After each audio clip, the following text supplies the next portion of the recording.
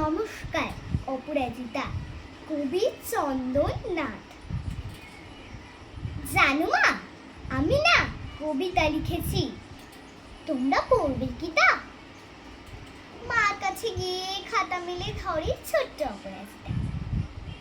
রাগী চোখ মেলে মা তাকে বলে, মাথা কি খারাপ হলো? ছাইপাশ সব না লেখে বরং অঙ্কের খাতা খোলো। মুখ ভার করে গুটি গুটি পাই গেল সে বাবার কাছে। কবিতা লিখেছি, ও বাবা তোমার দেখার সময় আছে? মুখটি না তুলে বললেন বাবা, কবিতা লিখেছো? বেশ, পড়বো তো বটে, আগে খবরের কাগজটা কর শেষ। অগত্যা গেল সে দিদির কাছে, ডাকলো সে, দিদি আয় দেখ না কেমন ছবিটা এঁকেছে ছোট্ট এই কবিতায়। দিদির দু চোখ টিভি পর্দার ঝলমলে রোশনায় বলল, কবিতা তুই লিখেছিস? কবিতা না, ওটা ছাই।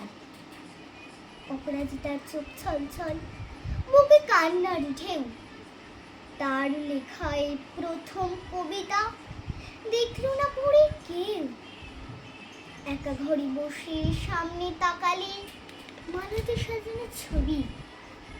স্নিগ্ধ দু চোখে রয়েছেন চেয়ে সহজ পাটির কবি।